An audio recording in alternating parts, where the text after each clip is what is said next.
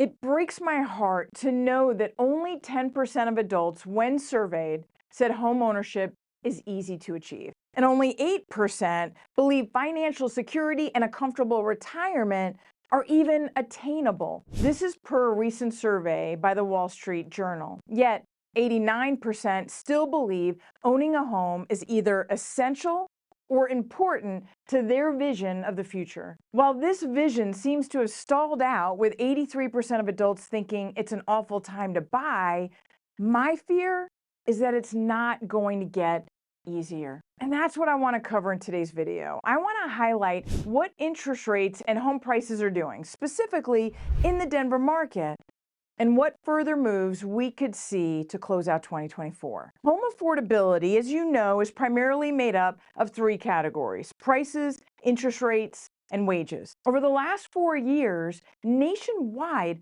home prices increased 49%. Interest rates shot up over 5.25%, sending principal and interest mortgage payments skyrocketing 131%. While average hourly earnings struggled to keep up, increasing 26%. According to research by the Massachusetts Institute of Technology and Harvard University, 90% of children born back in 1940 were ultimately better off than their parents. Only half of those born in the 1980s were able to say the same. Generation Z will be even less so.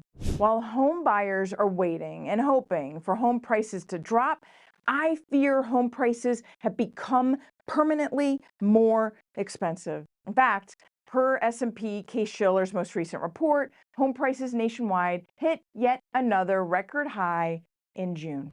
Locally, the Denver market did not escape the price pressure, as our home price index, or HPI, also hit a record high in the second quarter of 2024, topping our second quarter 2022 HPI by 0.8%. Note that HPI measures home price appreciation on singular houses whenever they turn over and appraisals are ordered. This kind of data aggregation is a truer measure of home price growth than the more readily accessible and timely median and average home prices reported. Having said that, the average home price in the Denver metro hit its own record high in April 2024, before retracing its steps 2.6% by August. While this all has the risk of sounding a little doomsday, the understanding of today's market moves allows each of us to make a decision and create certainty where uncertainty is prevalent. But before I get too far ahead of myself, do me a favor, and if you find any value in this content, give this video a thumbs up.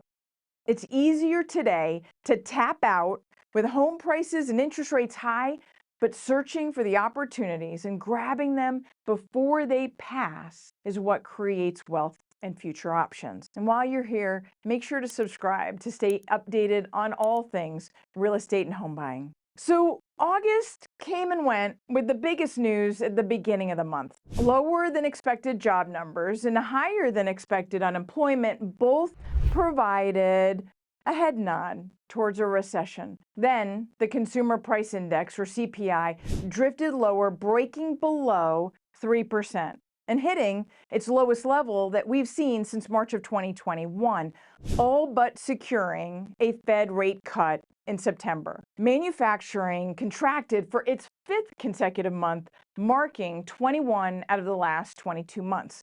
And according to Paychecks, August hourly earnings growth fell below 3% for the first time since January 2021.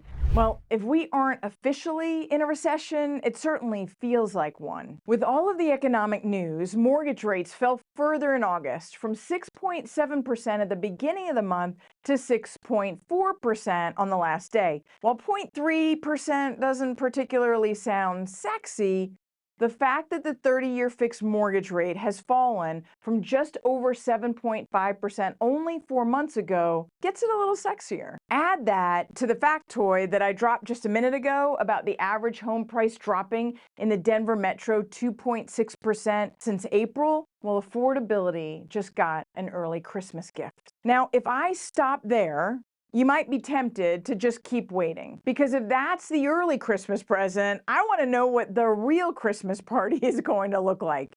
Well, seasonally, we know that home prices typically drop in the fall, level out in the winter, and pick back up again in the spring. However, this year, there's a wild card with the beginning of the Federal Reserve rate cuts. As mortgage rates fell in August, pending home sales in the Denver metro increased 3.7% from July and 7.7% from last year, a bit in the face of nationwide mortgage purchase application data, which fell 1.5%. The highly anticipated rate cut at the September 18th Fed meeting will not provide an additional drop in mortgage rates, given that the market has already moved based on its expectations. But what will or could move markets is the summary of economic projections, or more commonly referred to as the Fed's dot plot map.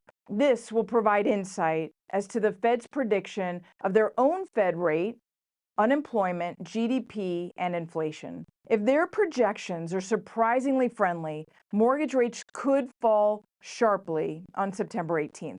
What is also going to assist mortgage rates over the next few months is the year-over-year comparison of inflation numbers. Remember that annual inflation is simply the sum of the last 12 months of month-over-month changes. CPI July 2024 month-over-month changed 0.2%. This replaced a 0.21% last year, inching our annual inflation just under 3%. Comparatively, August and September 2023 readings were a higher 0.5 and 0.4%, respectively. Those numbers will be easy to beat, and the year-over-year inflation is likely to drop further.